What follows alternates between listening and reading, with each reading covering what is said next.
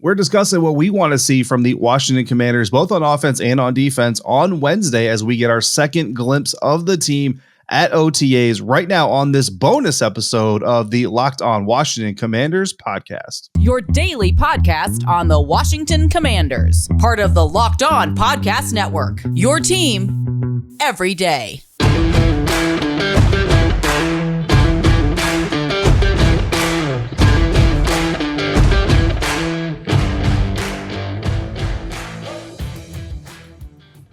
Welcome in, Commanders fans, again to the Locked On Commanders podcast, part of the Locked On Podcast Network, your team every day, your daily podcast covering the Washington Commanders, free and available on all platforms, including YouTube. And we thank you for making us your first listen of the day, your first view of the day, and maybe, Chris, even your third or fourth view or listen of the day, depending. We dropped a full regular episode early on Tuesday, this one dropping Tuesday evening as we get ready for OTA practices again. I am David Harrison, covering the Commanders for Sports Illustrated's Fan Nation.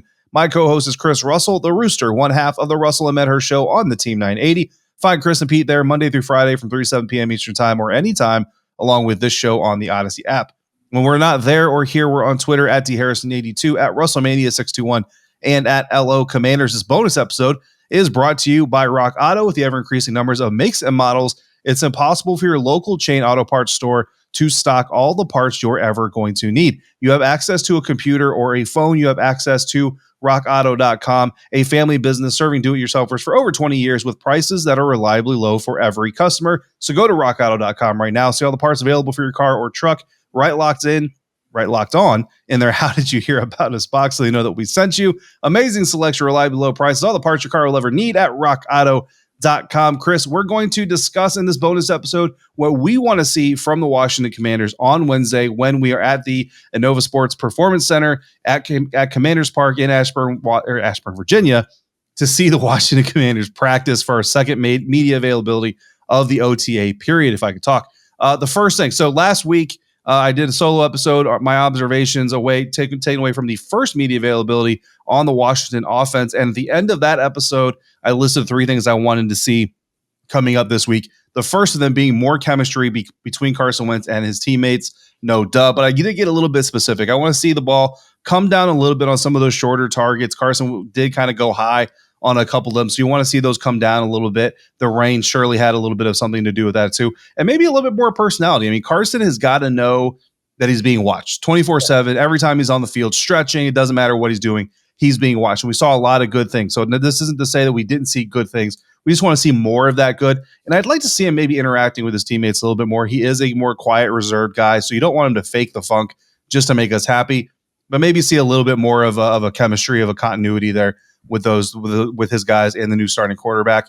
Number 2, Terry McLaurin on the field. Look, even if the deal's not done, even if you're not working out, even if you're not running the drills, would like to see number 17 on the field being the leader that we all know that he is. Again, he's got to make those decisions. It's just what I would like to see is to see Scary Terry maybe scaring up some chemistry on the field there. And then number 3 really has nothing to do with the team's control, but better weather, which according to the forecast, Chris, I may regret asking that because we're talking like 91 and sun beating down us on the practice field. But better weather would give them a better track, right? Give them a better environment to really showcase what they're working on. So just from an offensive standpoint, don't want the ball wet, don't want the wet field to slip in the slide, and want to see what these guys can do with ideal conditions. Yeah, it'll be an early Wednesday morning practice, David. So, that'll keep some of the heat, humidity factors, if you will, under control. So that's good. But it'll be very training camp-like. There is no doubt about that. And sometimes, with sweat and perspiration, like you mentioned, the rain, and the wet balls and whatever, that could be a factor too. So something we're going to have to keep an eye on. I touched on, dehydration issues and cramps and muscle pulls and all that in the full episode that I did solo on Memorial Day, so people can, kind of check that out, because that was a factor for me, something that I wanted to see. So I'll leave what we've already said and what you just said on that. I do not think we're going to get Terry McLaurin on the field anytime soon. I'd be very surprised if you see him before training camp. Can't guarantee that, or I should say before the mandatory the mandatory mini camp, I should say, which comes up in about 2 weeks. So I think that might be the only time you see him in this off-season program. And as far as more chemistry between Carson Wentz and his teammates, I love what you did there. I think he needs to show that. And even if it's a little bit fake, I think he needs to be a little more rah-rah, shish ma, that type of thing. I think he needs to be a little bit more, hey, claps, pats on the ass, that type of thing. That's what he needs to do to maybe come out of this shell, this cocoon that some people have kind of speculated and talked about in terms of in Philadelphia and Indianapolis. A couple of things that I wanted to add real quickly. Deep ball touch. That's so important because that's one of the main reasons why you went out and got Carson Wentz, not to overthrow people. And you mentioned throwing high a little bit. David, I've seen so many damn practices over the years where every quarterback on this team is high. Please get the ball down in the numbers. Please get the ball where receivers don't have to outstretch, jump up, climb a ladder. Please. I know it's not going to be perfect. Please do that. Antonio Gibson's ball security. We know how big of an issue it was last year. Brian Robinson as a pass receiver. I know that's something you've seen in person. Cole Turner in person, which is also something I have not been able to see. So these are the things that I want to get a good look at. Absolutely. Brian Robinson running exclusively with the twos last time we saw him. Let's see, maybe he's getting some reps with the ones as well as they start to intermingle him. From the defensive side of the ball, again, my OTA recap reaction episode, observation episode from last week, I went through the defense in depth from what I saw, what I liked, what I didn't like, and then again, wrapped it up with what I wanted to see this Wednesday coming up again at the OTA practice. And number one, Chris, was Chris Harris. And I know the fans probably aren't going to care too much about this. Washington defensive backs coach. I mean, that guy's electric. He was electric in the rain. He was electric. I can only imagine he's going to be electric in the sun. I mean, when Corn Elder picked off Carson Wentz, the defense started running down the end of the field like they always do. Chris Harris was probably like 40 yards behind them. Yep. And I want to say he probably beat a good amount of those guys, which I don't know if that's more of a compliment towards Chris or maybe an insult towards some of these other guys. Get down there to the end zone and celebrate with your teammate. But I'm looking forward to seeing Chris Harris, the Washington defensive backs coach, again on the field. Montez Sweat, if not Chase Young. That's what I said last week. And now we know Montez Sweat and Chase Young both back in the house. Chase Young, not sure how much we're going to see him actually on the field, special team drills, stuff like that as he continues his recovery. But hey, we'll take any Chase Young we can get. And I know, Chris, we're going to get Chase Young as the media get to talk to him a little bit and harass him about his decisions and any future commercials he's got coming up. But really looking forward to seeing Montez Sweat there on the field with Jonathan Allen and those other running mates. And then clarity for the Buffalo nickel. Like we talked about again, who's going to be the Buffalo nickel. Cam Curl was down in the box. Percy Butler was down in the box a little bit.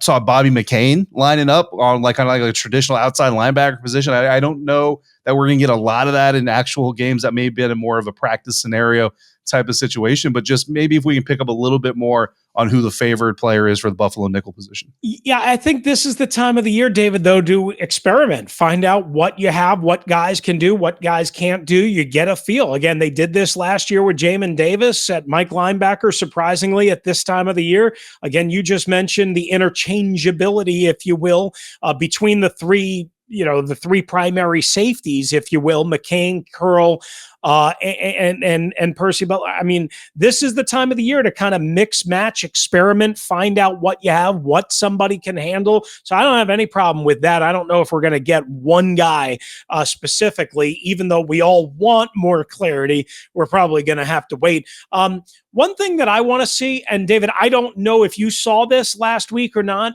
so maybe I'm wrong. I want to see more, even though they can't touch the quarterback. Certainly you can't even, never mind sack the quarterback. You can't touch the quarterbacks, right? Yeah. But I want to see more aggressive pass rush out of this defense from Jack Del Rio. Get me a little bit more saucy, if you will, with some of your calls, right? We know that teams can crank up pressure when they want. You can zero, you can do all sorts of things. I want to see more blitzing linebackers. I want to see more blitzing safeties and maybe off the slot corner, maybe a Danny Johnson, whoever is playing in the slot. Hey, you know what? You can blitz that guy and have a linebacker switch over and cover, or one of the safeties. I want to see a little bit more empty the kitchen sink mentality from this defense, because at times last year, even when they were struggling, and I specifically remember the game in Atlanta in week 4, they got a little juicy. They got a little salty with their pass rush, and it created opportunities for Chase Young and others to eat. Again, you can't do it all the time. You can't do it for a living, but you can do it selectively. So I want to get them to be a little bit more, not reckless, but aggressive. That's what I want to see. In addition to some of the things that you, of course, mentioned on that. I don't know if you saw any of that last week, but to me, this is a perfect time, again, to experiment. Yeah, I mean, look, it's not a full blown pass rush like you said, but you did see some guys fighting to get in into the line of scrimmage, through the line of scrimmage, especially in the second and third teams. Look, guys like Shaka Toney looked really good. I mean, there were some other guys that were more role players last year, stepped up in some starting roles because of injuries. They looked pretty electric on the field there as well. Now on the offensive side of the ball, I mean, Antonio Gibson, you see them running the drills and guys are swiping at the ball and stuff, and you want to see that ball securing. Then Cole Turner, I mean, look, he didn't, I want to say he came down to earth a little bit from the rookie camp because, now you got veterans out there and you got some other plays out there. John Bates looked really good as well, but Cole Turner certainly looked like if Logan Thomas, for any reason, is going to miss any extended period of time, Washington's got some talent at the tight end position. So good things to watch for that, for what's going on in Washington. And of course, you and I will both be there this time. So last time I'm representing Locked On Commanders. I'm watching the defense, I'm watching the offense, I'm watching everything all at once. I missed the Corn Elder interception, unfortunately, from a defensive side of the ball. So hopefully we can both come through with a more 360 view of what's happening on the field, and plenty to watch with this team as always. But on the football field is where you really want to keep your eyes trained. Absolutely. That's going to do it for this bonus episode of what we want to see and hope to see at OTAs week 2 as the Commanders hit the field and as the calendar turns to June. We want to thank you guys again for making the Locked On Commanders podcast your first listen and or your first view of the day. If you're watching on YouTube, we appreciate you either way. Come on back for the next episode. Again, David and I will be live from the Inova Sports Performance Center in Ashburn, Virginia, right around 1 o'clock Eastern time after Wednesday's practice. So make sure you are with us.